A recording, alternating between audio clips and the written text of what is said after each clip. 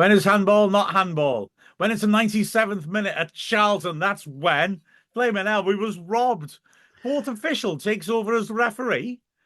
The fourth official, he's fourth. When Ben Johnson got done for taking drugs in the final of the 100 metres in Seoul, did they promote the fourth person to the gold medal? No, he's the fourth official. He's not the second or the third. He was the fourth. What the heck was going on? Not that I'm angry about it. Anyway, Max Cleworth only moved his hand slightly because he was trying to shoo away all those pigeons that were in the penalty area. Imagine if we'd scored a goal that had deflected in off a pigeon. What a coup. Thank you very much. I was desperately trying to put that into the commentary and I just didn't have the heart. But now my standards are down. Hello, everyone. I'm Mark Griffiths. That guy there is Bill Long, and you've got some interesting looking merch on there.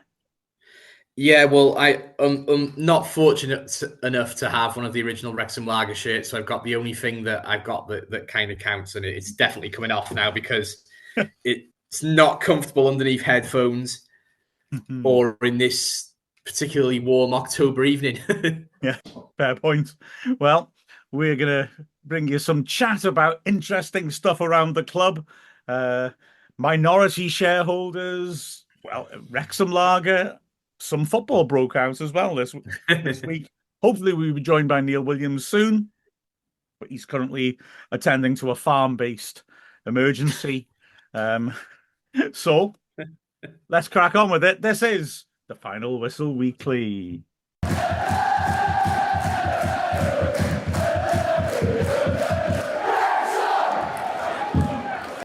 Well, yeah, okay. Let's get to the thing that made me angry. Bill, we were robbed at Charlton, weren't we? I'm going to go slightly against the grain and sort of say that I think between the potentially two handballs and that sequence of play, kind of, I wouldn't want to say robbed, but more like borrowed and never given back. So it's like like one of those like a slightly fair Robbins of some sort.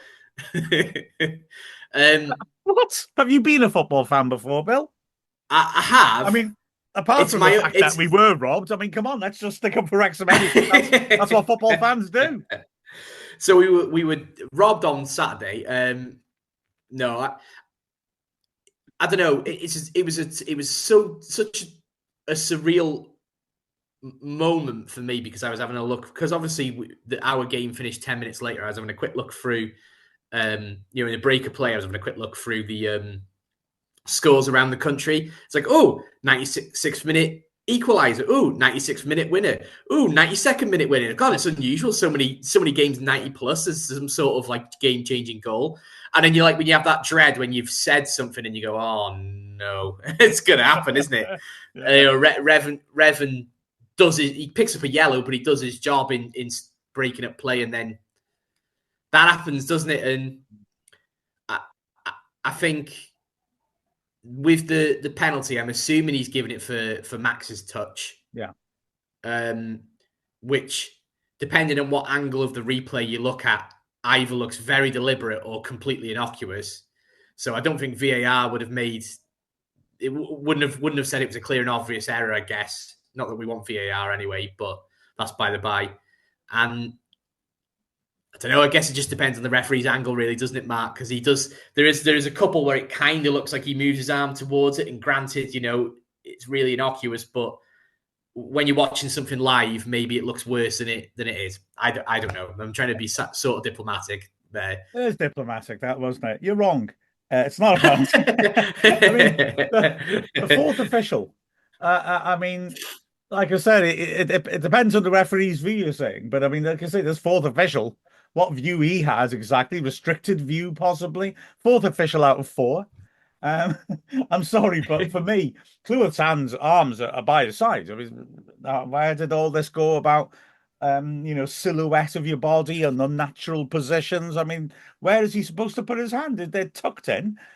Well, I see what you mean about the different camera angles, but having said that, I feel like the one that looks more damning, it only looks like his arms away from his body because the ball's hit it and knocked his arm backwards. I I just think it's an absolute shocker for the ref personally.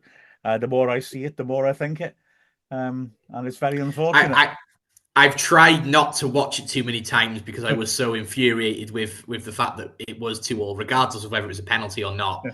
You know, that kind of almost doesn't matter when you lose the points anyway, does it, Mark? You can sit there talking about it till the cows come home, but ultimately we've lost. We sort of dropped 2 points in a game that before kickoff we would have been quite happy with a draw, wouldn't we? So it's a bit of a kicker in a way. True, although I think we were good value for the win. Myself, I thought that we were looking more threatening than they were when they brought that Leeburn on a half time. He was big and was winning headers, but after a while his threat faded, and I thought that we were looking much more dangerous on the break. And I didn't, if I'm honest, until that free kick, I didn't really feel we were having any difficulty holding them at arm's length, to be honest.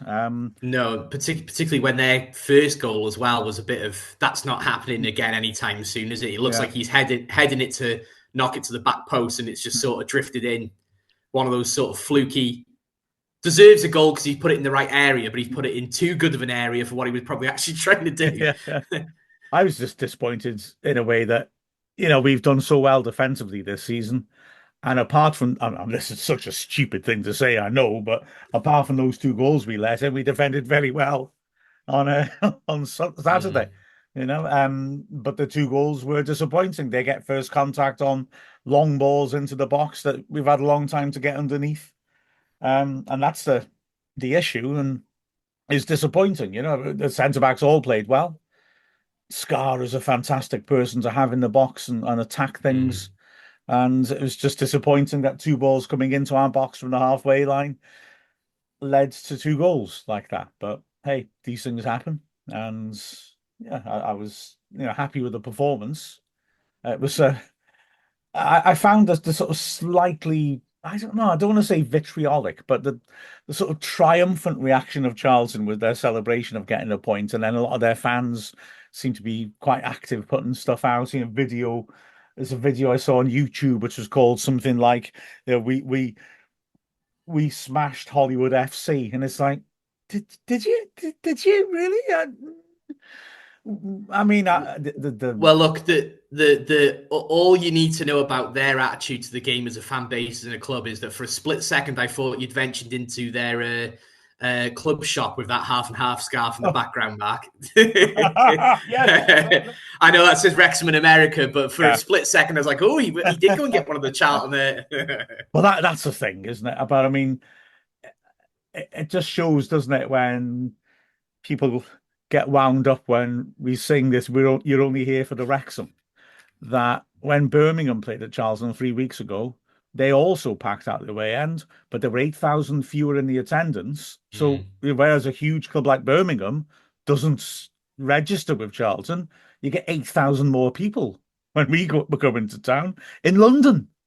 The sophisticated place where they're not impressed with their out-of-towners. I mean, that says something, doesn't it, I think? It really does. And I think last year we were met with a lot of jealousy. This year, it's gonna sound so arrogant, and I'm half waiting for all the comments from opposition fans. But do it, Bill. We're feared now. Last year, I think most League Two clubs, like, no disrespect at all to the Accrington Stanley owner, but most clubs like Accrington Stanley, they were looking over their shoulders. I think would be looking at us even if we hadn't had the takeover. They come up and go, oh, that's another big club that are back that could take our League Two spot. It doubles down when you've got the money backing that we've got. So I think there was a grudging acceptance from a lot of those clubs that we were going up. If not last year, then it would have been this year. So they kind of just sort of blew us off. You've now got very, very big clubs that are looking at us and going, yeah. They're a team that are going to come here and cause problems. And it's kind of mind-blowing, isn't it, Mark? It's not something I expected 2019 backwards. Even being in this position is just crazy. And I think, as we said before, I suspect even the owners, I don't think quite expected we'd be in this position this quickly. They anticipated us getting this point and getting beyond this point pretty soon after they took over. But this is really, this is really accelerated progress, I would argue as well. It's fantastic. It's why, ironically, the delays of the COP are probably a good thing, because now we can reassess. Oh, we need a bigger stadium now, not just a bigger COP. So ironically, those delays possibly have played into our hands, and we'll get a better rebuild as a result of it. How do you feel about that? Like, what do you? I mean, I trust in whatever the owners are going to go for, and I think they'll do it smartly, and that they'll build the stands progressively rather than going, here's three brand new stands at X size, and that's how it's going to be. You know, it seems like from what's been coming out of the club, it's going to be a progression with opportunities for the new builds to be able to be expanded on, so they can be built, so they're able to be made bigger. But what would be like your gut sort of capacity that you think would be perfect for the club and the town? I find that incredibly difficult to answer in a way, because how much of our support, our home support now, because obviously there's a lot of away supporters thinking Ryan Reynolds will be there. How much of our home support is down to that same sort of factor and that same excitement about the owners? Because, we've obviously got to bear that in mind, because if that is a big factor, when it comes to the point where they're not our owners, if we're not an established team in the Premier League, we might reduce back down again to a point where the current capacity is plenty. I really hope that doesn't happen, and that's not their intention, and everything they've done has come off exactly as they say it will. So like you, I trust their judgment as well. So okay, what would we need right now? I'd have thought, looking at the fact we consistently sell 12 out, somewhere between 15 and 20 right now would be probably what we require to be sort of filling it up. I'd go a little bigger than that, actually, and right now, if I could, in the sense that we're now in the realm of clubs with big away supports. So, in the old days, we'd give away teams a whole stand, and I appreciate maybe that doesn't help in terms of making an intimidating atmosphere. It does help bring money in, though. So that'd be something to consider, at least. But in terms, gosh, yeah, I mean, if they really bring everything to fruition, I guess something bigger than that could work. The thing is that when you've got this now holistic view of the ground development, it opens up possibilities like I've heard people talking about shifting the pitch away from the Stoke Cold Brew coffee ends, and you can do that end next. And that question of where do we get the space around the ground is solved without us having to buy land. You've got a bigger footprints to build there.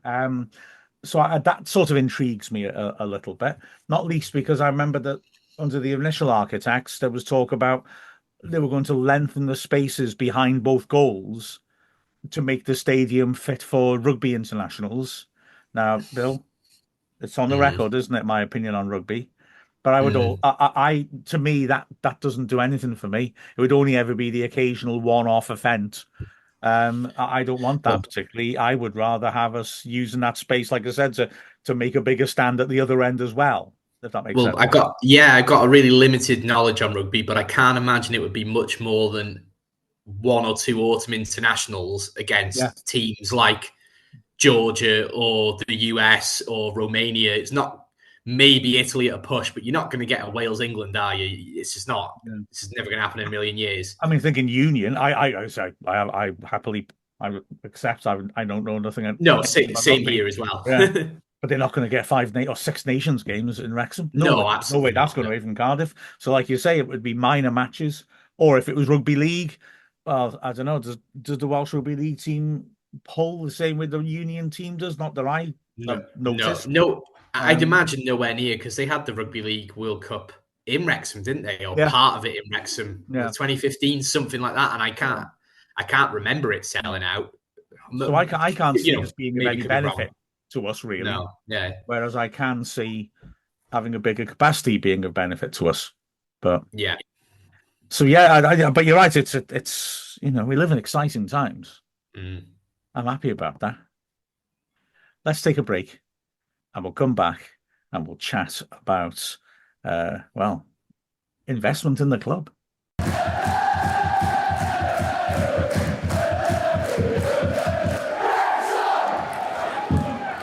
They're not creepy and not kooky. They're not mysterious or spooky. Not even the slightest bit ooky. The Allyn family. Thank you for making me think about that, Bill. Literally seconds ago. So yes, new investors. This is a good thing, yeah. I cannot see any reason why not. Yeah. I think I've just been very, very quickly, just to pull behind the curtain on my phone super quick, having a look at Salt City in Syracuse, which is an area that they've developed for the community. Actually, there's a Welsh flag in the background in one of the videos. That's pretty cool. Think like the Chester market, but bigger. And a lot of people who on Twitter who are sort of local to the area that have become Wrexham fans are saying that we couldn't ask for a better family of rich people to get involved. So, if they're getting endorsements from people who live in the area, then fantastic. And if maybe they can use their Salt City blueprint on T-Poub and give it a bit of an upgrade. Well, it's just they sound like ideal people to come along in that, like I said, they're community facing, but also they have a bit of money behind them, and we've seen that we're getting now to the point where, well, we got. I think I was reading in the Athletic that with them on board, that the amount of money owned by our backers makes us fifth or sixth biggest in League One. So this can only be a good thing, can't it? Really, in all honesty. Yeah, absolutely. Plus, like you said before, in Rob and Ryan we trust. If they think these are the sort of people that we want to do business with, that sounds pretty good. Yeah, I mean, it all comes back to me for even if you take an incredibly cynical approach to Rob and Ryan, they're two very public-facing people that don't want a disaster on their on their record, do they? Yeah, so they're not stupid people. They're not going to be getting in people who are here to intentionally screw us over. So happy days. Yeah. It's all so surreal, Mark, isn't it? Like we're playing Charlton at the weekend, feeling robbed. Well, you're feeling robbed. I was a bit more diplomatic. A little bit more of a softie. Yeah. Yeah. The less diplomatic way of putting it. Fatherhood's changed me, Mark. What can I say? Oh, it's beautiful. It hasn't. I'm just not sleeping enough to even care about anything that isn't sleep. I lost track of what I was saying now. You were saying how you owed me quite a lot of money. Be surprised how. Yeah, okay. I'll just go to the cash. Yeah. To coming from playing Charlton, getting 5 points from Rotherham away, Huddersfield at home, Charlton away, and then this to happen, it's just all. It's hard to. So for listeners, we're recording this hours after the news has come out, so I don't really feel like I've had time to properly digest what this really means for us, Mark. I mean, I feel, the sort of talking about the community sort of prioritization with the Allyn family has led a lot of people to think, well, they'll jump in and do things in the town, and apparently they have been speaking to people already, quite secretly in the town. But whether anything comes concrete from that, or whether it's that they're contributing ideas about how the club can face the community, the fact of the matter is these are people that they are valued at 2 billion. These are the level of investors it's nice to have. You can, the sort of people you can turn around to and say, right, we've got a situation here, or we've got a big infrastructure build here, so maybe we should jump in and ask them, you got a spare million here or there. In fact, weirdly, just to say that somebody's entered our waiting room. Could it be one of the Allyn family about to offer us the deal of a lifetime? Let's have a look, everyone. I've pressed admit. It's Galaxy S6. Yeah, that's right. That's my role-playing game when I'm doing the old science fiction account. It's exciting, this. Who might it be? Oh, I bet it's one of the Glazers, isn't it? Oh, God. When I'm cleaning windows. Hey. Well, whoever Galaxy S6 is, they've got hold of our link. It's me, Mark. It's Neil! Yay! That was brilliant. What a Neil, father. Neil is here. I had to reload everything. I just couldn't get in. Have you launched a new Zoom? No, we are live though. Just to warn Oh, you. sorry. My apologies. No, it's all right. We let you in. It's just in case you start saying some terrible things about good people, as you So do. sorry. So Neil has joined us. We've just been talking to the about the new investments we've got today. As a businessman, if somebody worth 2 billion invested in Whitchurch photography, would you see this as a positive thing? I'd retire. Don't say that because Robin Ryan will be gone then. Very much a positive thing, yeah. Because they're also talking about helping the community as well, not just the club. So, which I think I've read it very briefly that they help out the communities as well as the sporting venues, whatever their interests are. So it'll be a good thing for the whole area rather than just the club. Absolutely. So if you're able to enable your video, Neil, that would be awesome. If not, oh look at that, there he is. With the Welsh flag Hey. behind him as always. Excellent. Yeah, so it's an exciting time with all this money flashing around. What can we say? Yeah, it's Sorry. good to hear all these people are interested in Wrexham Football Club for a start. As long as the wrong people don't get involved, would be my concern. Yeah, But yeah. But I think to be fair, Rob and Ryan have got their heads screwed on, spotting the sort of people you don't want to work with. We're no longer, fortunately, stuck with the sort of characters who want to knock the racecourse down and build a supermarket. Rob and Ryan circulate in rather more refined circles, don't they? Thankfully. oh, certainly, yeah, or a B&Q. It could have been a B&Q or anything, couldn't it? Yeah. So yeah, I think our future secure for the foreseeable future. Yeah, fantastic, isn't it? Well, speaking of exciting times, he says, making the most smooth segue anyone has ever made in the history of the human race. After this, we'll have a little chat about the heroics against Porto, because we'll be hearing from Stuart Parker.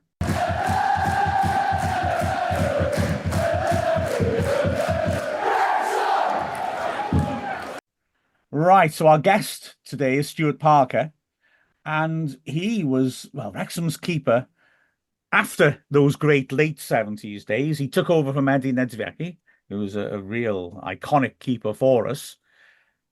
And memorably, he was in goal when Wrexham knocked Porto out of Europe, which, as you'll hear, I argue, and he agrees, was a bigger achievement than Wrexham beating Arsenal. I mean, Bill, you were talking about how mind-blowing it is, the situation we're in now. But fair play, little old Wrexham, who were a bad fourth division team at the time, let's not kid ourselves, beating Porto, knocking them out of Europe over two legs, maybe shows that we've been doing mind-blowing stuff all along. Yeah, and I think stuff like that is almost more, well, it's definitely more impressive than what's going on now because we'd have been really unfancied. I think if a Wrexham side were in Europe, that would be an interesting thing to happen now, wouldn't it? But if a current Wrexham side were in Europe, we'd you only have to see what TNS are doing to see that these kind of results can go your way. I know the gulf's probably bigger now, but Porto are they mathematically the best team in Portugal in terms of how many trophies they've won? If they're not first, they're second or third, aren't they? So, that's an absolutely giant of a club, isn't it? Well, they got to the European Cup final the season before. They won it 3 years later. Right, yeah. They provided a big chunk of the Portugal side that the previous summer got to the semi-finals of the European Championships. Packed full of sort of Portuguese legendary internationals, and we do them over two legs. I mean, Neil, it was a ludicrous achievement, wasn't it? A crazy achievement. I mean, the result at home was a Hmm. very good result at home. As you said, Mark, we were in the fourth division at that time. And to go away to one of the top teams in Europe and actually get a result out there after going, we'll be 2-0 down out there as well. 3-0 down. We won the 3-0 first down. leg 1-0. We were 3-0 Yeah. down after half an hour there and fight back. And to come back from 3-0 down to grab a late winner in the conditions of the weather that was there at the time as well is just mind blowing. It far outweighs our win over Arsenal. A massive achievement. I mean, they are talking now of maybe entering some of our clubs back in this Welsh Cup system, and I don't know whether it's a good idea or not at the moment, and whether the English, FA will say, right, if you want to be in the Welsh Cups, you can play in the Welsh League. So, but I know Cardiff and Swansea are interested in joining the Welsh Cup for that reason, I believe. Well, Swansea already are in it, and were in it last season. The English FA, as I understand it, won't kick us out, but obviously we won't be able to qualify for Europe through English competitions. So were we to win the FA Cup or the Carabao Cup, we wouldn't be able to qualify through. But at the moment, that's not really a concern. It could become a concern, couldn't it? Let's be honest.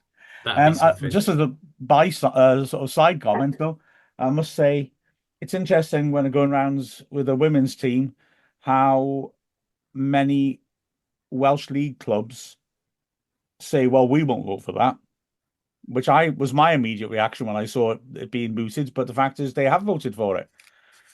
That's a weird one. But anyway, and never mind that. Let's move on with our guest, shall we? Here is Stuart Parker, the man who kept out Porto.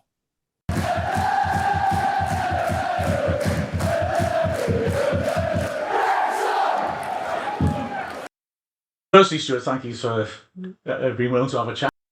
Let's go back to the start. I understand, and I can't help thinking, when you look at how sort of granular it all is with academies and stuff now, is it right that you wrote a letter to Allyn Griffiths to get a trial? Is that correct? It was my dad, actually, who did it. Yeah, I mean, Dad always wanted me to be a professional footballer. It was like his dream, because basically he sort of was a footballer himself and he had bad knees, so he struggled with that. And then when he brought me up, it was just sort of in the back garden as much as we could. He took me to all games to watch games and that. So it was one of them where he was like sort of, you will be a footballer. And when I was in school, I was sort of going to Chester at the time, because obviously Winsford and Chester's not too far away. Alan Oakes was manager of Chester. And he knew my dad anyway, so my dad sort of said to him, take him in a little bit. So he took me school holidays and different things, enjoying it.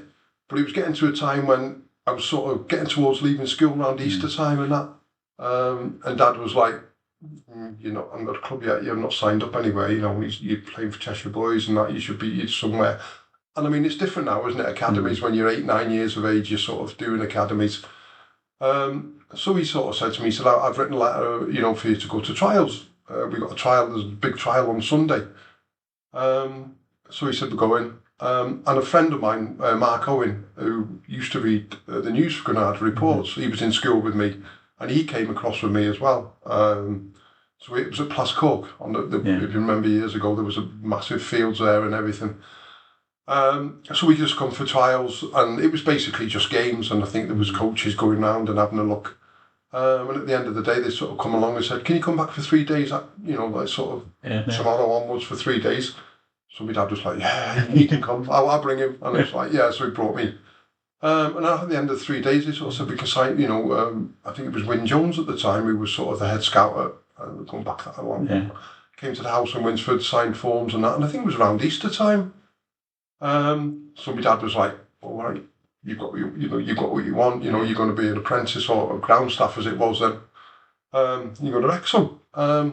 But it was like I was still in school. I'm like sort of just turned 16, and then it was like you're playing in school games, you're playing in Cheshire games, and you're playing against kids of your old age. And then it was like towards the end of the season, you're playing in Welsh National League games, and you're playing against grown men, aren't you? At 16 years of age, then it was a different game. It was, you were up against strong people, and you were elbowing and different things. It was allowed, and and it was a real, you either dealt with it, or you sort of would go the other way when you think, well, this isn't for me.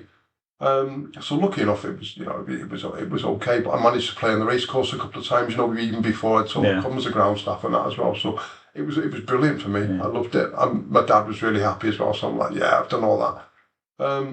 But then he sort of said to Alan Oaks, he said, well, we don't. Oh, we were thinking of signing, but we hadn't made a decision. And Dad was like, well, you're taking too long, basically. And it was like sort of meant as well. When I was 16, I come to Wrexham to live, basically. So Monday to Friday, lived in Digs, which was another experience. I'd never been away from home at the time. And you sort of meet people, don't you, as well, who.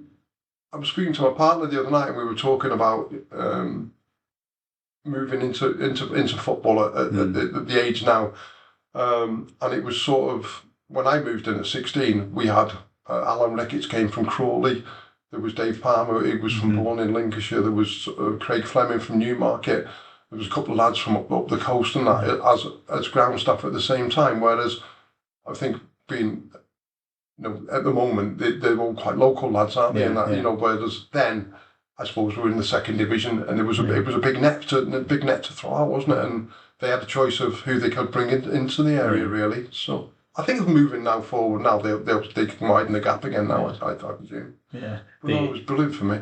And of course, we had a very good reputation then, bringing young players through. Like you said, we're in the old second division, so it must have been something that will draw people in, and also to be part of it.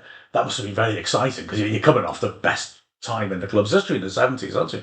It was great. I mean, I used to. You always look at results, don't you, of teams and that, and Wrexham were doing so well at the time, and you sort of would think, and then you'd go to school and say, I've signed for Wrexham, and people would be like, oh my God, you're going there, yeah? And it's like, yeah, but I mean, you look at the 77 season and that, and the players and everything you look at, and then you sort of come on your first day as ground staff, and you're doing everything, you're looking around and you're seeing all the players that are there and that, and it's a big step up, isn't it? You come from school, you learn your sort of trade, you learn everything of your cleaning and you're doing all the difficult jobs, not difficult jobs, but all the jobs that give you sort of.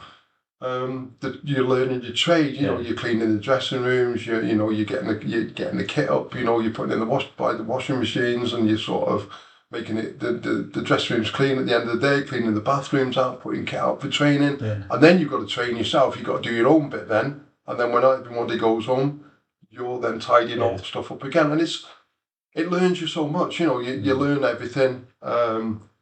You get all the. Your banter with all your mates and everything as well. So it builds all your youth team up and that as well, doesn't it? Because you're all together as well. It's really great. It's really good. And I don't know whether they still do that now. I don't know whether they're still doing it and whether they miss out on that a little bit. Your bonding and everything. It was really good for me, to be honest with you. And living away from home as well. It was, I needed to have friends, and I needed to, people that I could trust in that as well. And I felt that the group of lads that we had were really good mates, and still speak to most of them now as well, but that's football, isn't it? Once you've been a footballer and once you've played football, I mean, you can go on a pitch and kick hell out of each other for an hour and a half or whatever, and then you still shake hands with someone at the end of the game, and that, you might not always like them, but I meet people now I played 40 years ago against, and it's like, let's have a beer, let's talk about this, and that's what football brings for you, I think. That is, isn't it? And in those days, the word apprenticeship would be used more, and in the respect like you're talking about, it really is an apprenticeship, isn't it? It's bringing you into a profession, and it's also sort of bringing you into a grown-up world almost, isn't it? It's got a good background for you. Yeah, it is, and it's just. I mean, I did a bit of coaching with young people and that in academies and that as well, and they start them so young, they're 6, 7 years of age, and they'll sort of at the end of the season they'll say to a young lad who's 8 or 9. We don't want to sign you. And I've seen young kids who sort of come out of there and crying, and they're like, what am I going to do now? Yeah. Well, we didn't have that basically, because it was like 16 before I sort of signed anywhere. So really my next step then is being told as I'm going to be a pro, or I'm not going to be a pro. But it's a lot different then. I think it was a lot different, it really was. And it was, I think it's more ruthless now. It's like you're not good enough, and that's it. You're done, and there's always somebody there to sort of take your place. But yeah, it's mad. As you're going through as a young keeper, obviously there's Eddie Desvecchi, and initially there's Di Davies. I mean, did you get to work with Di at all before? We were Di all the time. Di. I mean, we used to train every day, obviously, and then we'd go off and do sessions afternoon. Keepers were always used to go in, we do the training in the mornings. If they were doing 4 or 5 mile runs in the mornings, we were doing them, or we were doing sprints and that, we were doing that, and then we would come back in the afternoon. But and Eddie were really, really tough. They really worked really, really hard. And the standard was really, really high. I mean, Di was obviously playing for Wales at the time, but he was an amazing bloke, honestly. He's such an example of somebody to sort of look up to, and that he wanted everything done right, and he was immaculate the way he was as well. He was very fit. Eddie was the same, and they worked really hard. They worked well together. I learned so much from them too as well. And obviously when Di moved on, Eddie stepped up, and then I went in the reserves basically as well. And it was just you just learn so much, It's just like you get thrown in, and you have to do it, don't you? If you want to get on, you have to do it. Where I watch games and that now, and it's like some of the games are like sort of chess games, aren't they? Where you pass from here and you pass from there. But when we used to play, it was just like it was football, and it was like you played and you played. Your tackles would fly in, and you would do stuff. Whereas nowadays you can't really do it, can you? I don't know whether it's probably rightly or wrongly. It's scrutinised a lot more now. But no, I learned so much from them too. I mean, I thanked them so much for what they did, and Di was amazing, and that, and he would tell you if you were no good, but he would really tell you if you had done really, really well as well. He was good and bad with Di, but you knew where you stood with him. And Eddie was the same as well. We're going, we're back in this afternoon. We're doing this, and you work, don't you? You work, and that's what it is. It was an enjoyable life. It was great time for me, really, because you're learning off 2 guys who both played international football in the end, and Eddie went off to Chelsea as well, didn't he? So and they great careers, both of them. Lucky enough. And you're saying about like the difference between that model and what they do now, and the big Premier League teams now are all of a sudden saying they want their academy teams to be playing in the Football League, or that initiative failed because they're recognising, like you said, that the under 21 games between really technical players, that's great, but they don't get that experience of playing against somebody who's playing for their livelihood, to put food on the table. And also, you're going to come up against in reserves good players coming back from injuries, say, or it's a different beast, isn't it? Yeah, I found. I come to Wrexham, as I said, at 79, and it was like we're playing in the Welsh National League, and you would you get first team pros or everything, or young pros who were just coming back from injury, and they're you're learning. They're telling you what they're telling you what to do, or they're taking positions where you think, well, right, when you do that. I mean, I was at 60. I was at 16, and Lancashire League. First game I played in the Lancashire League, we played up at Carlisle. Peter Beardsley was playing up front for Carlisle, and you think, and they beat us 5-2. I'm 16 years of age, and we were quite a young team, and it was just like you're learning from playing against people like that. And then you look at the careers that they've had and that, and you think, oh God, it's just, and we would play against, Liverpool A or Liverpool, international breaks or something like that, or like pre-season we'd play against Liverpool reserves or something, and they'd play decent players, it's your step up, isn't it? And it's great experience, As I say again, it's like you either learn or you just like, oh God, here we go. But was Beardsley any good? He was tremendous, wasn't he? He really, really was. Wasn't he? He was a great player, really, even at that age. Yeah, wow, that's superb. Wow. Yeah. And then, of course, like I said, Di leaves. You're reserved to Eddie. Your first game was Oswestry, was it, in the Cup? It was Oswestry in the Welsh Cup, yeah. We just got thrown in, but it was just like, I mean, in the Welsh Cup, it was we obviously you got Oswestry's there, and you had that, and it was just like it was a good game for me to go into. Really, it was at the race course as well, so it was it was a game that we were expected to win, so it was a good choice for me to go in as well. Yeah, so. Yeah, that was my first game, basically. Yeah, enjoyed it. Yeah, it was good. Clean sheet. 3 or 4-0, I believe. 4-0, I believe, something like that. Could have been 4-0, yeah. Tidy. Yeah, it's all downhill from there, isn't it? At the end of the day, yeah. Well, yeah, correct me if I'm wrong, I think your first actual league game is that final game of the season where we have to go to Reading, and is it win to stay up, I think, or draw? Yeah, the win or draw to stay up, probably. I got the facts at the moment, but I think Eddie got sent off in either the Saturday before, didn't it? And then it was down to me, and it was like, all right, okay. And I mean, to be fair, Eddie, all that week, it was like, intense training and that as well. And he was there and he was supportive and that as well. But it was Kerry Dixon playing for them up front, Trevor Senior playing for them, Laurie Sanchez was playing in the middle of midfield. So they were, they were no mugs, even though, the league that they played in. I mean, they Laurie Sanchez and Kerry, Dixon were internationals after that, weren't they? And that, and it was just, and we were unfortunate. We lost 1-0, but I don't think we disgraced. But it wasn't just that game, was it? It's the other, 45 games that let you down, isn't it? Really, but and it's just like it's the first time when you're in the dressing room at the end of a game, and for me it was a different experience because obviously I'd never sort of played in the first team before.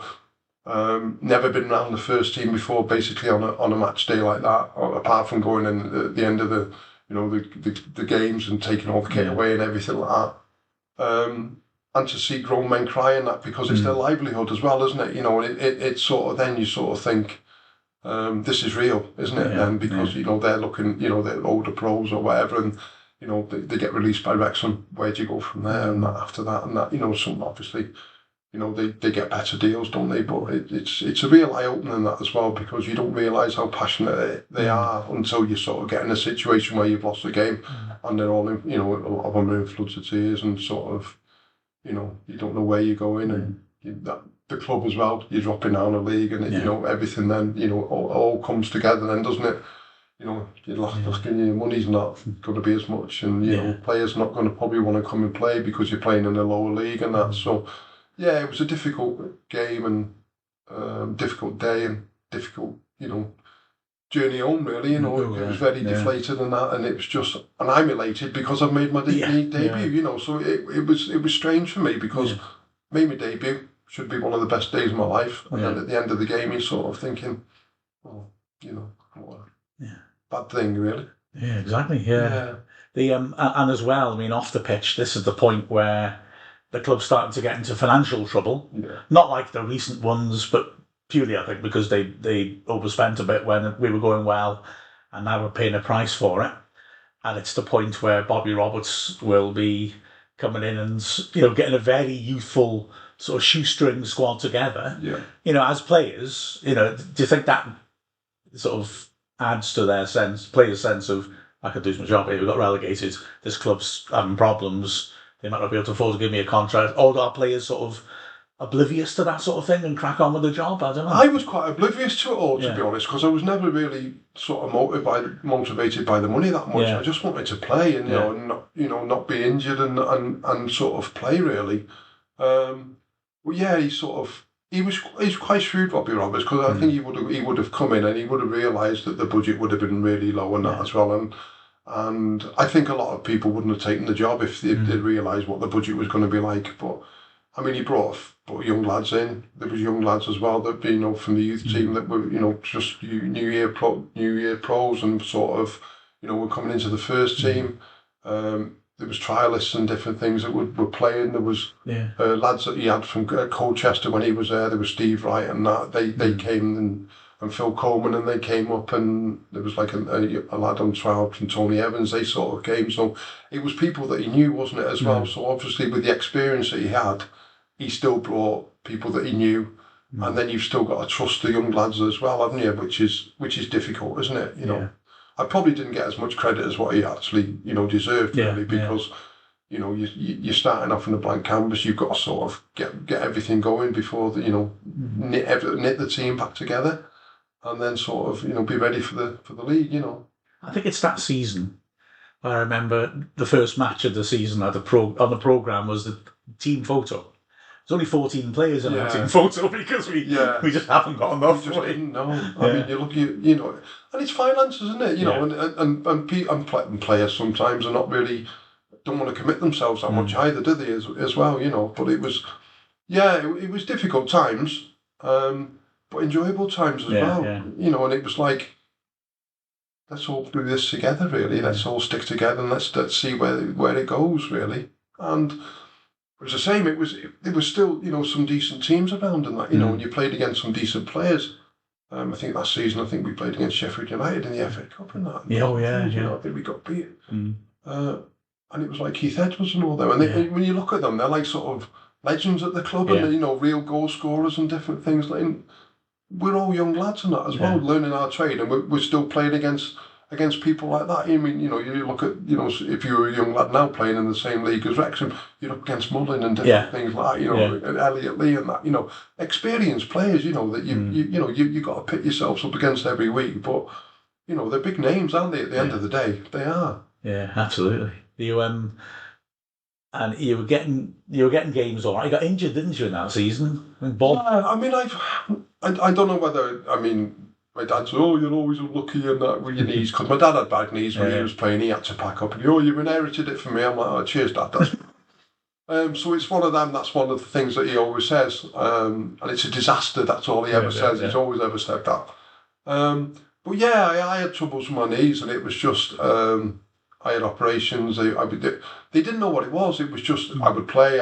Sometimes I would bend it, and it would just my knee would swell up. I'd come in on a Monday, they'd drain it off, so it would go back to normal size. I'd have treatment all week. I had cortisones in there, I had operations, and it was different things. And I think it was a wear and tear of training every day as well, isn't it? And we used to go to Aberystwyth training in the sand dunes and that as well. And it's like, you don't know whether things, things like that jarring on your knee and different things, you don't know, but yeah, just unfortunate really. I mean, it's different. Maybe technology, nowadays, if I was playing nowadays, you go in and have a look, or we can repair that and we can do whatever. But, you're talking 40 years ago now, aren't you, really? So it's, technology's gone on a little bit now, hasn't it? Really. So. Not so much running up and down sand dunes now. No. Not a popular thing as a player, apart from Frank Carradus, apparently. Frank Carradus. It's like a gazelle, the lad. But, yeah, I mean, that's changed as well, obviously, because it's like, they have all data, don't they? They have all the vests and that they wear, and it measures how far they run and what they do. And I mean, end of the season, you'd either be offered a contract or you wouldn't be offered a contract, and it's like this is when we start back to training. We'll see you such and such. Try and do something in the summer. Yeah. Sort of. The summer break was your summer break, and that was it. You don't think about football. You don't do anything. You don't train. You don't do anything. You go off. You come back first day, you get weighed, and you're like overweight, and you're like, you're going to have to, you're running with your bin bags on, and you're getting yourself sorted. Whereas I believe now it's like you get your programs through the summer, don't you? Where you got to do this, and I presume that they're monitoring them all that as well. Yeah. So you don't really get much chance, do you? Now. Yeah. Whereas then it was like sort of your 6 weeks off. It was like enjoy it and go and do what you do. Well, the classic story about the monitoring during the summer. I can't for the life of me think which player it was.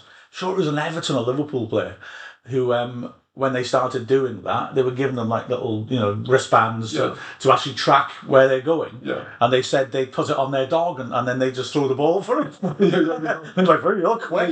Gee, how'd you do that?" And he comes back about 6 weeks later and he's like, yes, it's huge. I can't think of the life of me who it was, but I would imagine somebody would always find a way of doing it, wouldn't they? Just to sort of get, to get past all that. Yeah. You got to, well, maybe you haven't, but. But pre-season was always difficult. I mean, that's what it was always for. It was your pre-season, you work hard, and then I'm thinking for about the first week or so, we never saw a ball. Yeah. And it's like you listen now, they come back and they're virtually ready to play, aren't they? They're virtually ready to play. They get the balls out and they do stuff. Whereas we would spend a week or 10 days without a ball and get your fitness up, and we go to Aberystwyth for 5 days and run like hell. Yeah. But it was like we always used to go on a Sunday. We'd train Monday, Tuesday, Wednesday, Thursday, Friday morning, and then we'd have a game on the Friday night. And we're AQ and we're playing against Aberystwyth, and it's like, great, thanks for that, Cap. Nowadays I think they come back so fit, and it's just like they're virtually ready to play again. I think. You made me think then as well. You mentioned earlier about Bobby Roberts bringing in players like that he knew. And there was an awful lot then, wasn't there, of sort of, naturally, because we had no money, like churn in the team, you had players coming in on loan for a month, then be gone, because we couldn't afford to keep them. Yeah. Or players, Jim Harvey comes into mind, like players that we wanted to keep, but we just couldn't afford it.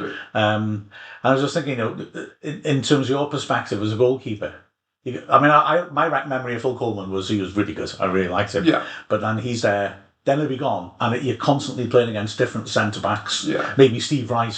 Steve Wright stayed for quite a while, Steve, didn't he? But making those relationships with the centre backs and full backs, and must be. Yeah, it's difficult, isn't it? I mean, you never had a settled side at times, did you? And that was, I mean, you'd work in it through the week, but you wouldn't really know the team until probably a Friday or a Thursday. You might do a little bit as well, but yeah, there was a lot of turnaround of players, and a lot of free agents around and that, and they would come in and have a look, and then they'd be gone, and it was like, where have they gone? Oh, I don't fancy them, or we can't, as you say, we can't afford them, and that, and it's just like. Really, it's really and you do need to build relationship with your players, don't you? Yeah. Excuse me. And the goalkeeping situation when you were injured was a bit like that. I mean, you had possession with Bob Wardle and different people would come in for it. Greg Millington, I think. Greg Millington came in. There was Ronnie Sinclair from Nottingham Forest. There was Chris Sander, I think he came from Swansea, and they would come in on a month's loan, and then it would be like. They'd go back because I would be fit, and then my knee would go again, and then it would be like, and it was frustrating for me, and it was a bit. I understand it being frustrating for the club and the gaffer as well, and that, to be honest with you, because you think, okay, you're back to normal, and then something happens again, and then it's like, so no, it was total frustration, really, it really was. But then the positive coming from that, I would argue, is that clearly Roberts has got faith in you because he's bringing in these sticking plaster fixes, but he's always going back to you, and then at the start of the next season you're able to play, and well, you know what I'm going to talk about here. We do some quite interesting things that season, don't we? Oh yeah, it was bad. We had a couple of holidays. Well, I mean, drawing Porto for a start, wow, I mean that's incredible. Runners up in the European Cup the year before, they'll win this 3 years later. Fabulous players, half of them play for Portugal. And I remember, I say this a lot to people, but I remember being in school at the time, and Radio Cleworth had a football expert on, whoever he was, and he said Wrexham do really well if they keep it below double figures in the first game at the racecourse. And all my mates were really ripping into me like, you're going to get hammered, and instead what happens is quite the opposite. It's unbelievable at the racecourse. I mean, we would probably the thought of it, the same as your friends, really. To go, it would be just sort of, it's just surreal, isn't it? Really, when you look at it now, because it's just sort of a team where we were playing against who we played against, and it was just the amount of internationals that they had, as you said. Plus, you had Mickey Walsh in there as well. You had Peter Barota in there as well, and it was just. It was surreal, because it was just sort of, you look at it and how do you prepare for it? It's different now. I mean, you can put the telly on now, and it's just sort of you can pick up and you can go back to games, and you can look at games and everything like that. We couldn't do that. We didn't do that. We just knew we were playing against. The gaffer would say, "Well, you've got such and such. You're playing against that. He does this, and this, and it's like, right, okay. Yeah. Do you take it in at the time? You just play the game, don't you? I mean, and to say, it's like, these chess games now where they just, when they're going to pass, or if you go and close it down there, then they're going to play it through and everything like that. And it was just sort of the way that they probably would play. They would pass being internationals, but you don't prepare for that at that time anyway. But it was just surreal, really, because it was like you would see them, they would come and they'd have all this. And rightly so, they're international, they have a bit of strut about them, they come to the racecourse, they're pinging balls around, and you're thinking, and then I'm thinking, oh great, these balls are going to be pinging around, around me and everything like that. And I think we just set up not to concede, and I think the more you don't concede, I think the confidence comes a little bit as well, doesn't it? And I think as well, you get a couple of tackles in. I mean, you wouldn't be able to do it now, but you get a couple of tackles in. You block the and you follow through and that, and then they start to look at each other because they're not used to it, are they? They're not used to that when they play at their own at home. They don't kick around. They play and they're jumping around and that, aren't they? Whereas we go out, a couple of tackles in. they're jumping up and down and they're looking around and thinking, "All right, offside." And then we've kept it tight. They've hit the bar and the post a couple of times. Lady Luck's been on our side a little bit, and then obviously we go and score, don't we? Which is great. Yeah. And I mean, you just look around at each other and you sort of think, "All right, this is good, isn't it?" What's all the fuss about? But it's just, and it's just one of them nights again, when you go back to, you make your league debut, you think about it and you think, that's been a great achievement. And you look at that and you think, clean sheet against them, that's not just down to, that as a collective, team, some achievement really, to be honest with you. And in a one-off game, it can happen. Yeah. But not in two legs, I know, it happened bizarrely, on away goals, but over two legs, I don't really think that it would probably happen again nowadays. I'd be really surprised, and I'll be honest with you. Well, I want to look back a little bit at the first game, but before I do, I just want to say that that's why, for me, a lot of people would disagree, but I think that knocking out Porto is a bigger result than beating Arsenal in 1992, because that was an amazing achievement, don't get me wrong, but to beat Porto over two legs, and that's astounding, really. And let's be honest, we weren't doing well in the league. In between those games, we're getting battered by teams like Peterborough, and yet we raise ourselves for those matches. I agree with you with that. Over as I say, over one game. You look at over the years, when there's been shocks and different teams, like non-league teams have beaten league teams and that as well. It happens, doesn't it? But when you play over two games against maybe the calibre of players as well that you've played it, over two games, then I would go with that, if I'm honest with you, at least, and I agree with you with that. Yeah. And I've always thought, it is part of it what you've already put your finger on, that I think the difference between the style of British teams and European teams was much greater, the difference between them. So in Britain, you've got much more the physical, more direct approach, referees letting things go. In Europe, you've got a lot more sort of, just keep it on the floor, we don't knock it in the air at all.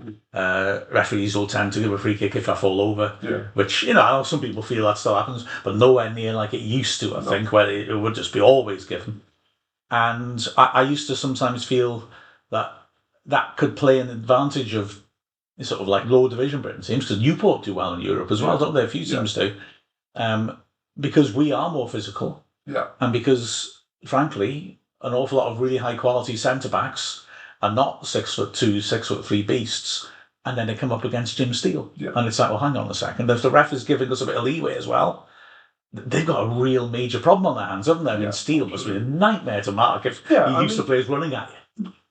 Jim was there. Jim was always there. You would hit Jim, and Jim would hold the ball up, and players would, but he was physical as well, and he would get the ball, he would lay it off, and his thing was he would get it, lay it off, he would turn and he'd be gone, and as I say, the goal was exactly what it was. Exactly what it was.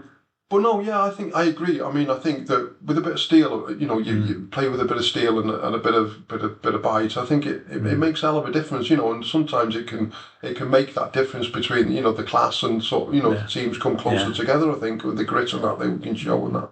To me, it feels like in the early '80s, Liverpool, Forest, Villa, all these teams doing so well in Europe, and it's because they had the advantage of they do all that physical stuff. But they've also got very, very good players at the top end, so they dominate Europe. But then British teams like ourselves could still do it, because if we could impose our style of play on them, they've got a problem. The other thing that sticks in my head is Peter Barotto, who should have been used to. He's played for a while for Chelsea, done well for Chelsea. I remember him playing at ours a few times and looking good. He seemed all over the shop in that game. He was coming after stuff he had no right to come. Ballyball, it's the bar because of it. And I don't think they they don't chuck balls in the box as much, do they? And I think you get used to it not being chucked in the box as much. Crosses coming in and then corners under the bar and that. And I think you sort of you get out of that thing where I think that. Like with Portugal and the way that they play, it's very much into feet and turn and shoot and different things. You don't get many edit goals here really. Whereas we would put stuff in the box and it would be challenges and it would be just sort of one of them. And I think as you say, if you put yourself about and if referees are a little bit lenient and let them go a little bit, they start to worry a bit, don't they? Yeah, my recollection of it is that. It's weird. I wish I'd never looked back at the goal because Jim Steele's like my favourite all-time Wrexham player. Oh, is he? Yeah. I always loved him. And my vision in my head before looking back at the goal is like you're describing, as a big heroic, physical goal. He brings it down beautifully, volleys it out to John Muldoon. Yeah. He's turned down and Steele's charging down the middle. Up to that point, that is what happens. Yeah. But when you look at the cross, in my head, it was like a classic Jim Steele towering header. It isn't really, because Barotta's positioning is so bad. He's basically saying, hey, if you want to come in the near post, you've got to go ahead. Yeah. I mean, if he'd been where he should have been, he catches that cross before Jim Steele can get near. Yeah, but that's that, isn't it? Yeah, exactly. I'm glad he did that. And maybe it's fear of Steele. Yeah, possibly. That makes him back off a bit. He's thinking, this is going to hurt if I put myself there. Maybe, hopefully he'll overhit it or something. Yeah. And then the mad thing is, like I said, between those two games, I think we lose 3 games sort of fairly heavily, or we lose 2 and draw. We're in bad form at home. I think we lost on the Saturday before we played in Porto. I think we lost at home to Stockport. 4-3, didn't we? Yeah. And then obviously we went over to Porto. The weather was pretty much like today. I mean, we got to Porto, and I don't think it stopped raining all the time we were there. All the umbrellas in the crowd. Oh yeah, and it was just so cold, and it was just like, you're Portugal, and it's like I'm going my holidays to Portugal, and it's like it's raining. I expect sun, but no, I think it rained, and I remember us vaguely training one day before the game, and there was a pitch not far from our hotel, and it was like a gravel pitch, but it was basically underwater. It was that bad, there was that much water there, and that, and we were staying right on the sea. And we went down to the beach, and the waves were absolutely unbelievable. The weather was that bad. But yeah, it was just, I don't know. It was just. We did lose. We lost against Stockport. We lost 4-3 on the Saturday, and we went there. And then obviously it rained all the time we were there. But and we trained on the pitch the night before, and we all looked at it, and the grass was quite long, really quite long, and we thought, no, what's all this? The night that we played, it was just it's like a bowling green, absolutely unbelievable. Never caught up or anything like that. And it had rained, and it had rained. But again, it was quite surreal, because it was just getting to the ground and that as well. It was just, your friends would have probably said we were having double figures again, really. And it was, an apprehension, and you sort of look at it, because you're expecting a backlash, aren't you? You beat them 1-0. I mean, you don't really know what has been said in the papers over there, do you? But you would imagine it's not probably been complimentary for them, to humiliated them, didn't we? Yeah. Not complimentary for them and that as well. And then you remember waiting in the tunnel before the game, and the tunnel was, where the dressing rooms were, it was quite a long walk underground. And then you came up behind the goal and that as well, and then you came up. Whereas the night before, the stadium had been empty when you're training in there. And then you come up and it's like, still raining. And then it's absolutely full, basically. And then you start to think again, then don't you? Oh, God, here we go, But yeah, it was a great experience. And then, again, coming back to why, for us, it's a bigger deal than the Arsenal win. They've got the chance to have that backlash, and you do get that backlash, because they scored 3 in the first half hour, and I was listening to it on the radio, and you sort of get the sense that, okay, well, we had our fun in the first leg, and now they're going to smash us. And yet, incredibly, we come back and it's 3-2 at half time with Jake King's mad 5 minutes. I mean, but it was corners coming in again, wasn't it? It was corners coming in. But yeah, I mean, it was. You expect them to start off early, don't you? Full blast, and they did, and then it was like 3-0 down after 30 minutes, and you're sort of thinking, oh God, here we go. It's going to be one of them. And I think again, you look at it, and it's spirit, isn't it? It's team spirit again. You're looking around the team, and it's like, come on, dig in. And professional pride, you don't want to get beat 8-9, do you? You still want to do your best. You're losing 3-0, but and then when the 2 goals go in, I mean, it's a different story. You're going at 3-0 down, or you're going at 3-2 down at half time. So the team talk's totally different, isn't it? Because it's like, come on, lads, this is it. Or we still got a chance here. Just keep doing what you're doing. Get a chance, put the ball in the box. Put the ball in the box when you get a chance. And to be fair, second half we came out, They had chances again. You know, they scored another one. They made it 4, and you still. I always think to myself, it's still not a It's not. I would think if we'd have come away from there losing 4-2 and 4-3 on aggregate, it's not a disgrace, is it? No, when you not look at at it, you know, you've lost against, as you said, like, you know, the previous year they played in the final of European, and it's not a disgrace to lose against them. That, and then it's, you know, you're playing, and again, the ball come in the box, and Barry's just not really conventional in what he's done, is he? Yeah, you know, exactly. the ball's there, and he's just like been able to just go across, and it's just gone. And I always remember, I mean, I looked at Steve Wright, and he looked at me, and I'm like, bewilderment, really, because it's like, how do you sort of explain, how do you explain this, you know? And it's like, then again, it's another thing that you think about all your life, isn't it? Like how it was, and you've been there, and you know, it's like sort of the achievement has been great, you know, like it was just amazing, really. That's it. Amazing feeling. We all looked at each other and thought, what did we do? We didn't know what to do to celebrate, or there's probably still 3 or 4 minutes to go, and it's, you know, and then you expect them to come back at you again, don't they? But we defended again, and it was just amazing, really. The feeling as well, yeah. I mean, like you said, with the feeling, it's very, I'm not exaggerating here, very few footballers ever will have experienced an achievement like that. That is ludicrous to be, let's be honest, a struggling 4th division team. Yeah. You go off to European royalty, like I say, you do in both matches. It's astonishing, absolutely astounding achievement. And they were classed as royalty, weren't they? God, yeah. They were, you know, they were classed as, you know, a really top team. But I mean, it just goes to show that what can be achieved by hard work and, you know, determination and that, and team spirit, really, isn't it? And say fairy tales or something like that, but from where you are and what you play on a Saturday against, you know, teams in your same, you know, from the same country, and go play there in midweek against a team that's quite highly rated, and that, it is just it's quite And just thinking as well, it just hit me then as well. I mean, that they were at least half the Portuguese national team, and the previous summer they'd been really good in the European Championships for Portugal. You know, so it's all these players. They're probably just tired, weren't they, from that? I reckon they're probably just tired. I think they would have won it if they didn't know we were around the corner. Yeah, but no, it's just something that, you know, it's there, isn't it? You've done it, and it's just like, it's one of them. Yeah.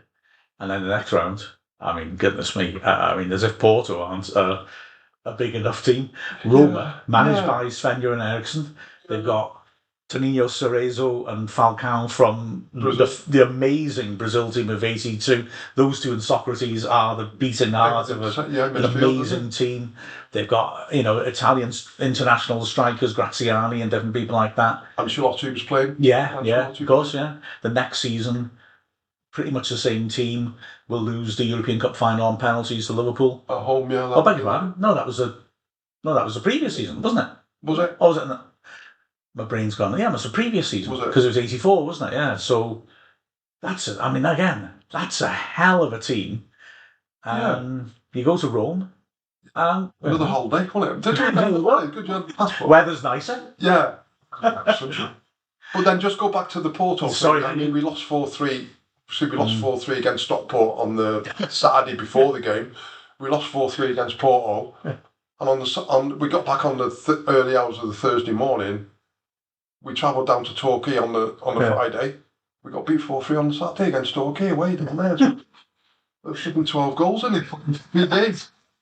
I haven't played in 2 of them, so I'm glad. But yeah, no, going back to Rome, it was another one as well, wasn't it? Because it's you look at them, they're one of the best teams around as well, weren't they?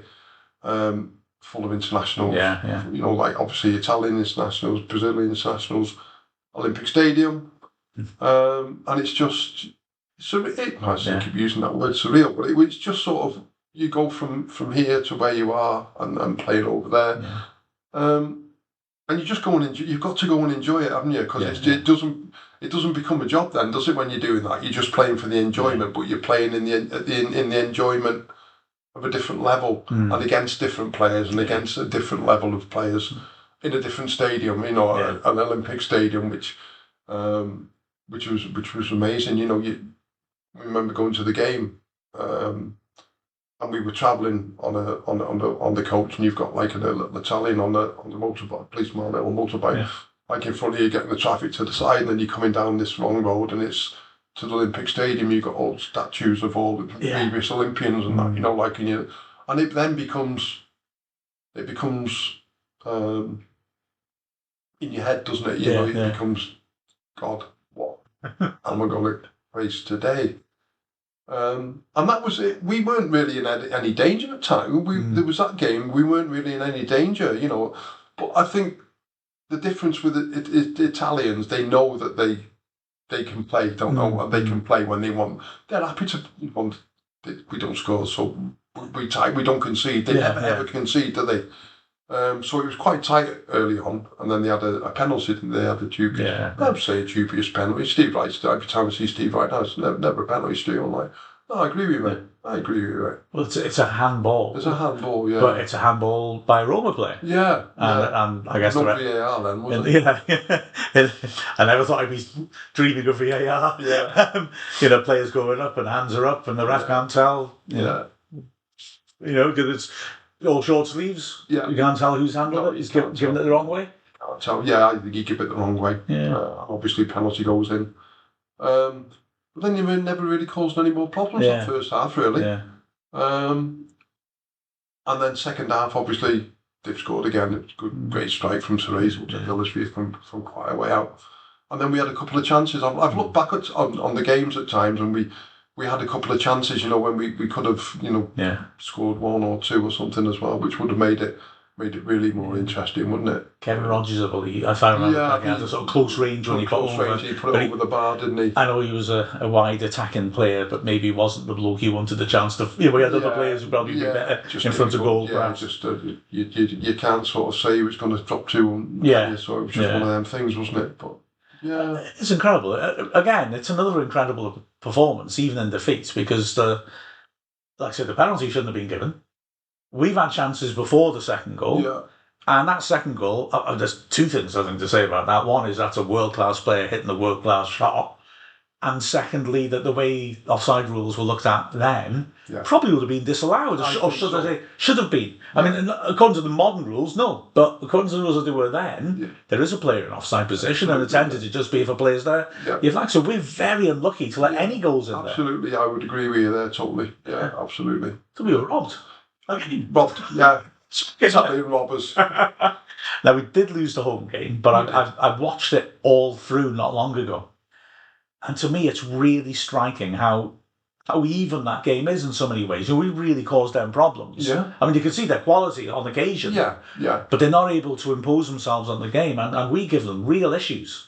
They did a lot of time wasting as well, didn't they? In that game, they did, which is what they were. As I say, that they never hardly conceded any goals because they always used the defence was their first. You know, that was what they always used to work on, wasn't it? So they never concede any goals, and they take the sting out of the game as well at times, don't they? But no, you're right. We did cause them a few problems. I'll be honest with you. Yeah, we did definitely. We don't score, but balls into their box. Yeah. They're not dealing with them well. No. And again, Jim Steele's there, so that's part of. That's part of it. I think it's a physical presence as well. Isn't it? They're not used to it all. They're not used to it. They don't.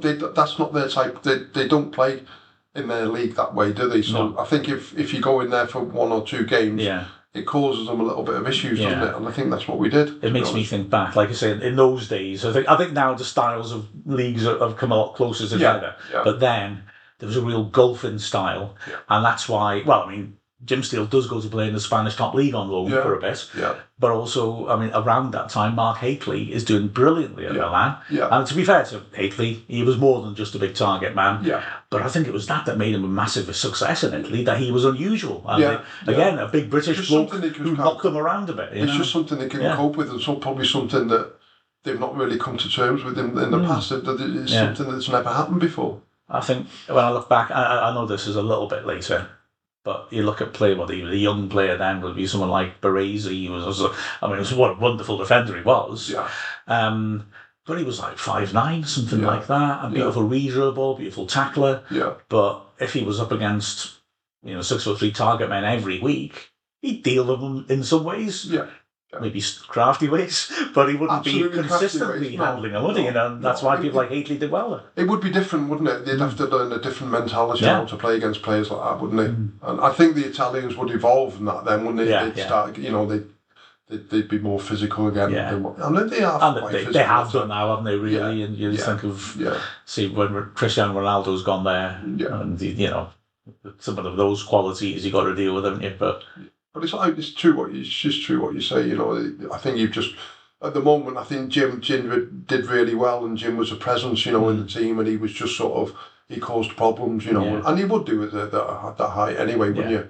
And it was he was the target man. He was the target, and it was hit Jim, and then get your runs going past him, or get it out wide for Jim to go back in the box and that. And it's like you were saying earlier as well, that he did have the capacity to bring it down and use it with his feet as well, which in those days people would talk about, good feet for a big bloke. Yeah. Now you don't so much because a big player's got to be able to play as well. In those days you would have that sort of one-dimensional, but he had more than that. He could use the ball on the floor as well. And, absolutely. And I had other players around him who would cause issues, and a lot of hard workers like.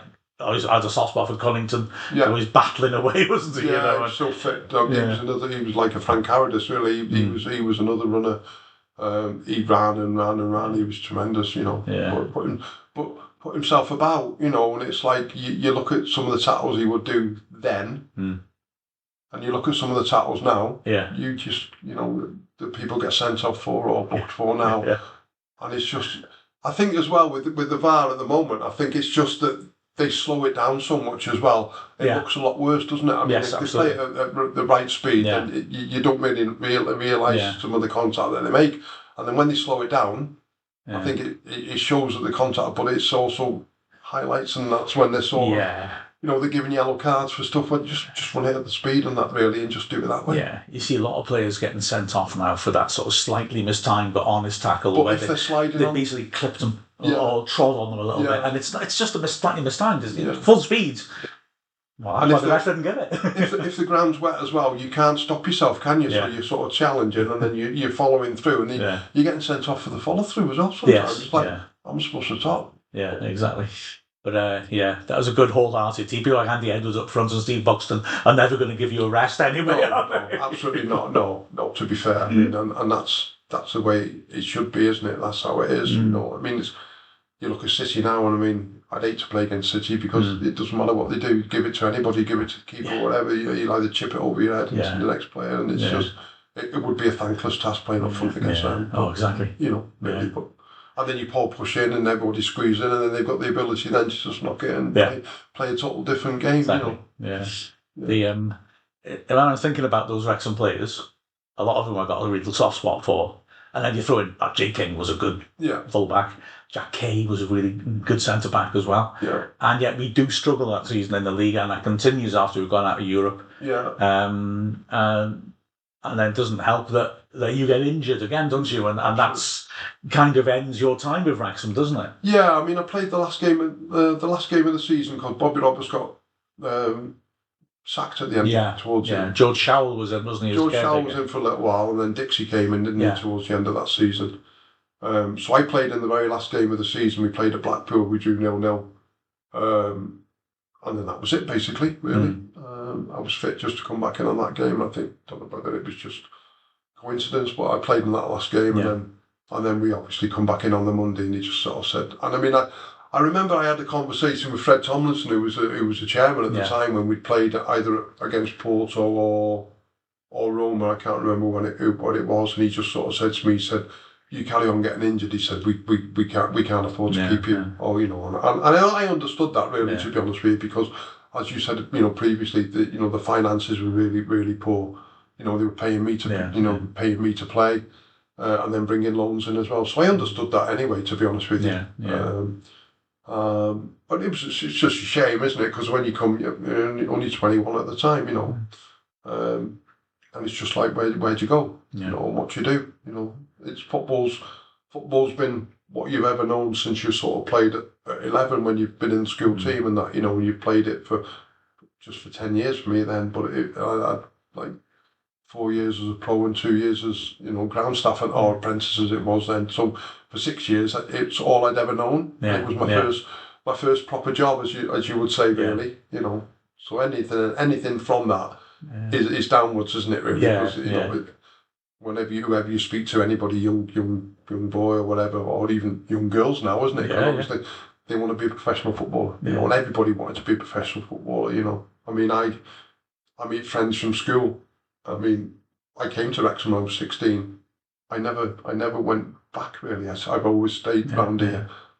So friends from school, we've all started to meet up and that as well. And all they ever do is, when you were at Wrexham, what did you know what I mean? And it's just it was just how it was, because they were so happy that I'd come to Wrexham and been a professional footballer. And I mean, a lot of them have had really good careers themselves as well.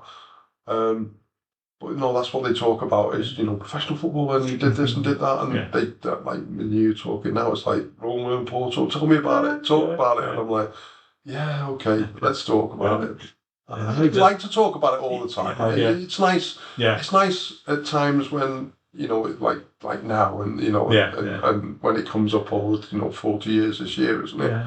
It's nice to talk about it then, but you know, it's just something I did. You know, I don't. It's one of them things, isn't it? I was lucky enough to be a pro at the end of the day, and to play games. You know, so that's I'm happy with that. Well, that's good, but you gave a lot of pleasure to us, and those games. I mean, goodness me, I'll never forget them. I just wish I, you know, give more, to be honest. But you know, that's one of them things, isn't it? Yeah, it's one of them things, isn't it? Oh yeah, played a part in what we both agree is one of the biggest upsets in the history of football. I reckon that's a reasonable one. That. Yeah. Struggle to think of any ones that are a bigger surprise than that. Yeah, over two legs, I would say. Yeah, from where we were in the fourth division to where they were in their elite leagues, and I would say so. Yeah, totally. Oh, absolutely. Just one final thing, just to bring it back to the present, because we were talking beforehand before we started recording this, and you were saying about, you know, current goalkeepers and things like that. Just from your goalkeeper's perspective. Because I'm a strong believer in ex-outfield players don't understand goalkeepers at all. This is partly because I was a failed goalkeeper, although it was pretty easy to understand me. If you put a cross in on me, it was going to be a goal. But, you know, just looking, we've got such remarkable strength and depth. And, you know, going back, you know, people like Rob Laington, who are no longer with us, but then going through Mark Howard, Okonkwo, I mean, McNicholas, who's loaned out to Rochdale, I really rate him. I think he's terrific. And then Burton, who's come in, looks really good. Yeah. It must be great to see, you know, so many good practitioners of goalkeeping coming to the club. It's fun to watch. I'd like to see more of them if we could get a ticket to the game. Yes, we'll see what we can do. But yeah, I mean, Mark Howard has come in. I remember seeing Mark when he was I think he was at Sheffield United. He's been at Sheffield United. And, you know, when you see him on the telly a few years ago, and you always used to look at him and think, yeah, he's really calm. And he was quite calm and everything that he did, you know. And then when he came to Wrexham, I think he's done really. I think he's done really, really well. And he looks as though he's one of those guys who is always looking to help. You know, like when I say about Di, always you would help me or something. And I would imagine if he was in training, he would, as the elder keeper, he would always be sort of helping and sort of, you know, like trying to help the young lads and that as well. But I mean, obviously Arthur's come in as well, hasn't he? He's had a tremendous, you know, since he's come in, and the success has been there since he's come in as well. You know, he's been steady. He hardly ever misses a game, and then you've got your backup as well, haven't you? As you know, so I think goalkeeping's looking really good there at the moment, isn't it? But it's different now. I mean, I don't know whether I'd be able to cope with the way that they are when they play with the feet and that. You know, they play a lot with the feet now, don't they? You know, and it's in play and it comes back to you, and then I mean, it's just like somebody closing you down at 100 miles an hour, and you'll be like, oh my god, here we go. But they manage it and they do it, you know, and they do really, really well. And he seems as though he's got the confidence of the three the three central defenders in front of him as well, which helps hell of a lot as well, you know. And at the moment, there's not much change in front of him either. Exactly. You know, it's all consistent. You know, they're all got the same. They're there. You know, if injuries and that. But I think Phil Parkinson, to be fair, settled squad, hasn't he? And a settled team. You know, and I think Liverpool years ago, didn't they? I think they won the league with about 3 or 4 changes all through the season, you know. And I think they used 14 players one season, something like that. And I think, to me, I think you've always got to play your best team. Really, I know that they play a lot of games and everything now, but I think you should always play your best team, and you know you know each other. You know your consistency's there. You know, and give him a rest every now and again. Yeah. But I think he's lucky as well. Not to say lucky because he's done tremendously well. The players that you signed, which we spoke about before, you've got 2 players for every position, and they're all at the same. I'll say all at the same standard, but you know they're all never ever going to let the team down. If you whoever you bring in, it's not a bad player that you're bringing in. You know you're always bringing in somebody who's really really at the same level as what the other person that they've dropped out, or they're just learning, or they're going to learn, or they've got potential to be good players, and that, you know, which is really exciting. I mean, I've got family here next to me who are fans and season tickets, and I'd say they're so excited with everything. They go away and all the time, and that, you know, and they love it, you know, and it's just, you know, you're walking down the streets and they've all got Wrexham shirts on. When I was playing, they were Man United and Liverpool and all that, but. You know, it's great to see, you know. It is really, really great to see. Absolutely. Yeah, I think Clarkson knows what he's doing, doesn't he? Fair play to him. Yeah, absolutely. I think he does, I mean, you know, I said before, social media at times can be cruel.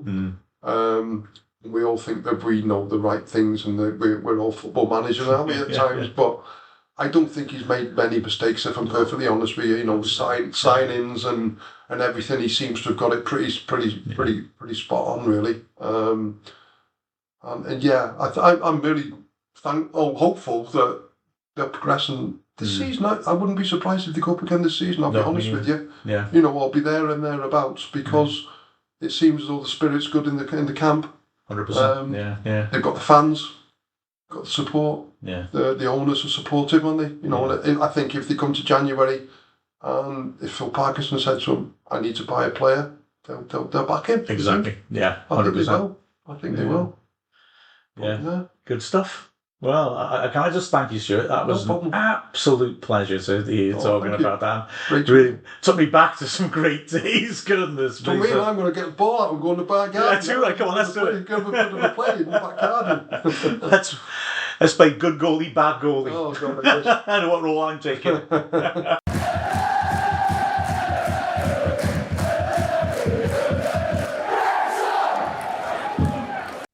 Yeah, Stuart Parker, good bloke, and a good goalkeeper for Wrexham, of course. Other business, of course, well, the women's team had a fantastic win on Sunday, 3-0 against Cardiff Met, got things really properly going. It was very good to see, especially leading up to the Britain Ferry game at home again next Sunday, a team that, well, we put in our one really poor performance of the season against, so we want to get back at them. The thing is, it was very similar to the FA Youth Cup, which Neil and I were commentating on, and that Wrexham dominant didn't take chances. The Youth Cup, we won in added time at the end of extra time. And so, well, it's a concern for the women's team all season. Just dominating and not taking chances. In a way, that's the most frustrating thing to watch, isn't it? You know, in some ways, it's almost easier to watch your team just not playing well and getting the beating they deserve. But when you're playing well, not taking chances, and you're vulnerable, that can really drive a football fan mad, can't it? Definitely going on last night's game in the FA Youth Cup. I mean, Wrexham was so dominant and they missed so many chances. You thought that's what's going to happen. Morecambe could have nicked a goal, and that would have been the end of. But luckily, we scored that late goal. But what a fantastic game to watch. But yeah, going back to the women's team, as you've said, Mark, you've watched all the games. I unfortunately only saw a couple of the televised games. But yeah, when you're dominant in games, you need to, make that pressure stick and put a couple of goals in, which, as I said to you, last night, Wrexham, the youth team, did struggle to do that last night, but very important. And yeah, it must be hard on the players, and it must be, it must play on them mentally that they keep having all these chances and not burying them in the back of the net. So yeah, very important that this Sunday that when they play Britain Ferry again, that they put the record straight and get a good win against them. and certainly Britain Ferry a step up from Cardiff Met and the sort of side you need to take your chances against. The Cardiff Met game could easily been 7 or 8 on balance of play and chances missed. And to be fair, their goalkeeper, Courtney Smith, was brilliant, but we should have scored a hatful against them. You remember Most Haunted, the show with the ghosts and all that malarkey, and what's his name? Derek Acora, the spiritualist, who would go around going, Sam, because that was his spirit animal or something that would guide him to ghosts. Well, yeah, Bill, are you filming an episode in your house? I just heard a scary sort of whispery, ghostly sort of thing, like they used to play in the background. It's you came on the screen looking terrified. No, no, my dog regularly attacks the cat, so I think I couldn't quite hear it because I've got these on, but I'm assuming that's what it was. I think the dog thinks he's playing, and the cat definitely doesn't think he's playing, and it escalates a little bit sometimes. Right, fair enough. Didn't Derek Acora play for us? No, he said he did. Right, yeah. So a lot like the TV programs, it was fabricated then. Oh yeah, no, yeah. He I think he said it in his autobiography as well. So he claimed that he played for Wrexham. It's absolutely untrue. There's no record of it whatsoever. It's a bit like, I got to be honest, when I was teaching, loads of kids would come up to me and say, "Oh, sir, you spot Wrexham, don't you?" Yeah, that's right. And they say, "Oh, my granddad played for Wrexham, or my dad played for Wrexham." And I say, "All right, what's his name?" And they'd say the name of somebody, and I think, your granddad or dad is trying to show off in front of you, but they didn't. I don't say that to them. Obviously, it's not my issue. But I would after hearing that, and I had heard it quite a lot, go home and just check through the records, and yeah, nobody with that name played for our reserves or youth team or anybody. So yeah, I think it's quite a common male thing to try and exaggerate your sort of football bona fides, I think. But yeah. And I remember saying that in the Brazil dressing room. Is that right? Said Ronaldo. I believe that's well, when we were teammates. I said, Senor. Even though he's not Spanish. I still see Senor, isn't it? Yeah. Any players that caught your eye, Neil, in that youth game? I thought there were a few good performances. We struggled last night to pick a man of the match because they were all very good players. But Owen up front was excellent. The two strikers were very, very good, and the wing backs were excellent as well. Yeah. It was very, very difficult to pick out a star man in the game. But what a fantastic game to watch at youth level. The quality of the football was superb. It was a good game, wasn't it? Really, really good game. I did manage to catch any of it. How do we set up? Do they play like a Phil Parkinson style of football? Well, not in terms of formation. They play 4-2-3-1. They're quite lots of early second haul balls from the full back, looking for the wide strikers, because the wide strikers were trying to get into supportive positions all the time for the forwards.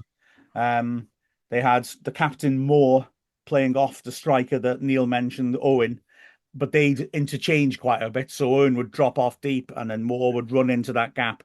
Quite a high line. And yeah, they looked solid. They could pass when they needed to. They could go long when they needed to, especially when they brought on a really interesting sub, Umar Nawaz, who is massive. He was bullying the centre-backs, but he had a decent touch as well, especially I felt, when he was like playing the final ball, the point in the game where you want to have a decent weight of bars. He was feeding nice passes in. He's come from Wolves and scored a lot of goals for them. Oh, it's that lad, is it? Yeah. And he's massive. And as the number of first-year pros who started the game and the number of first-year pros who are on the pitch by the end is really promising as well, because they're not the oldest players that you could pick. We didn't have the professionals, the likes of Ashfield and Dean, Rainbird, Aaron James, people like that. They can play in the youth league because you're allowed 3 players who are on professional contracts, but they weren't allowed to play in the youth cup. So, right. So it was, again, quite a young team, but they handled themselves very well, Neil, in what was a physically demanding game because both sides were really pressing ferociously throughout with that. yeah, after the first 10 minutes, Wrexham was totally dominant, as we talked about last night. And the balls down the wings were superb that the strikers went onto, and they created so many chances in that first 10 minutes.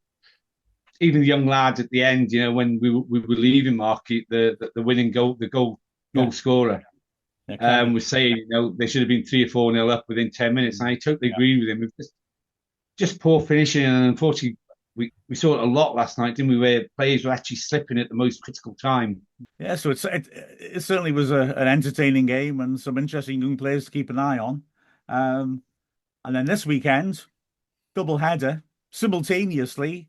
Harrogate away in the cup while the women's team are playing that game against Britain Ferry that Neil mentioned. So, any thoughts on Harrogate? Could call it Harroween, couldn't we? A bit like the Barroween that we had back in the day. Hopefully it's not a spooky result, though.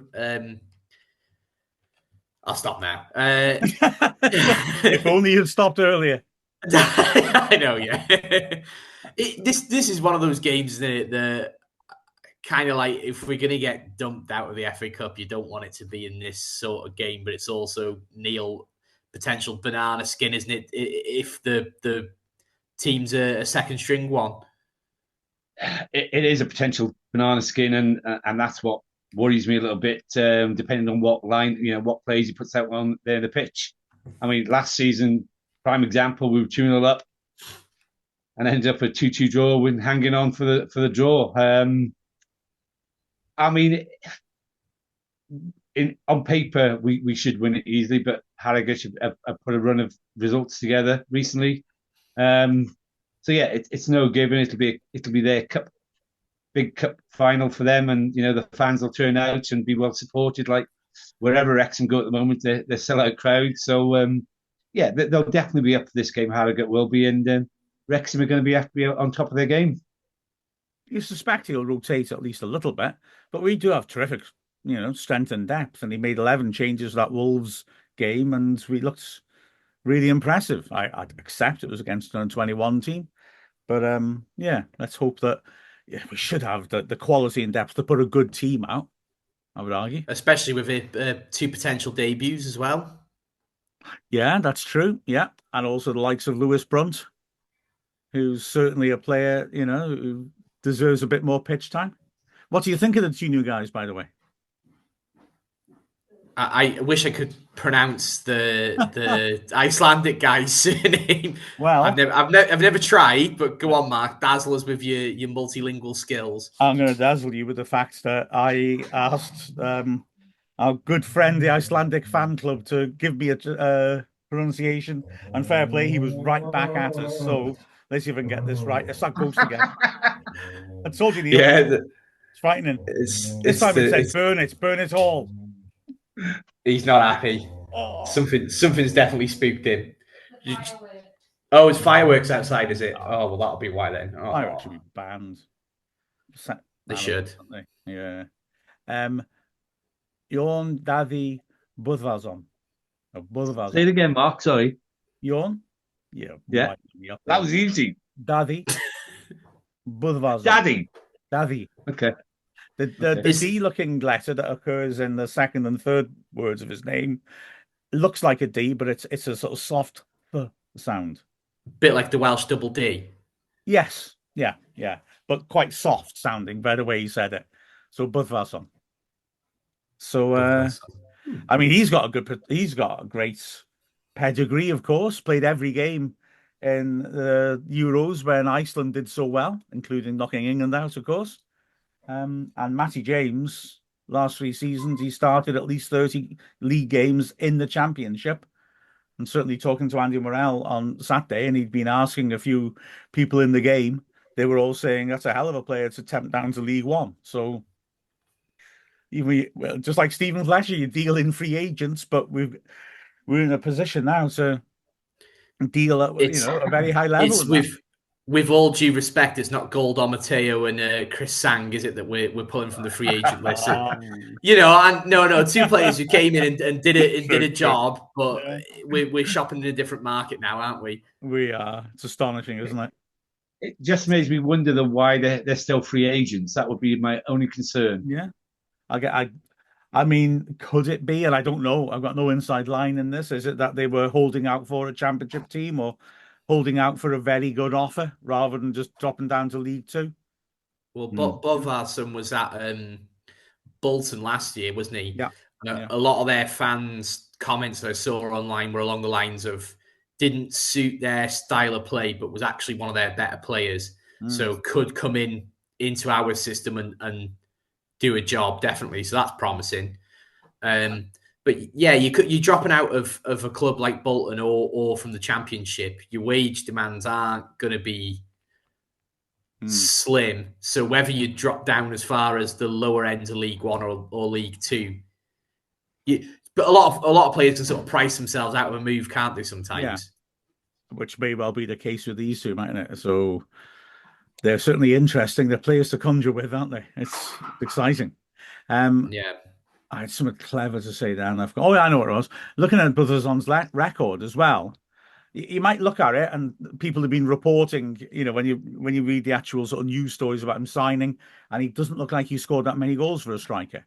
But actually, usually people just refer to league games and goals. He scores a hell of a lot in cup competitions. I don't know why. Get him on Saturday. Get him on Saturday. Yeah. Ludicrous record in all cup competitions. So maybe he just loves the excitement of the big game, eh? But we'll have plenty of those for him. Yeah. So do you think it maybe start with Molly? Maybe he's a tall striker as well, isn't he? So I'm intrigued. I don't know what exactly we're looking at with him, if I'm honest with you. I guess Saturday will when we get our first proper idea of it. But Sunday, probably, more than Saturday, let's be honest. James, again, seems to be occupying the sort of roles that Dobson occupies. But then we thought Rathbone would be playing deeper than he was at the first one. We were playing him off the striker. So who knows? Who knows? Parky knows. That's what matters. Yeah, he's got a real dilemma on his hands, doesn't he? Who he switches around, because there's certain players in that team who wouldn't switch out at all. Yeah, like to Dobson, you couldn't move, and Barnett. There's a few players on there that you wouldn't want to take out because they're playing so well, and and I like the backbone for the team at the moment. 100%. Yeah, it's nice to have that sort of dilemma. And by the way, remember Dilemma? What a goalkeeper he was for Wales. Yeah. I think we should wrap this up now, because I do think that Cerberus, the Hound of Hell, is losing his house. Yeah. And I feel he should take evasive action. I may need to go and yeah, shout at some naughty fireworks, I think. It's ever since you took that Wrexham lager hat off that the evil spirits seem to have been circulating. I don't know if they want to bear that in mind in future. Sorry, jumping in there, guys. That was another thing today that they've brought into Wrexham lager. You may have touched that on already as well. Yeah, if you turn up on time, Neil, you find out whether we're talking about it or not. We have, I'm afraid, Neil. I'm so sorry. Touché. Yeah. Right, guys, it's been a pleasure, as always. Now, Bill, go and sort out that errant hellhound. And Neil, I will. Go and sort out that errant hell pig. No, I've got my dog wants to go out to the loo as well, so I need to let him out, so and then go and play cards. And Emma's going to open the back door a crack so that I can go too. It's been a pleasure as always, guys. See you next week. Guys. See you guys. Bye. That, by the way, was Final Whistle Weekly.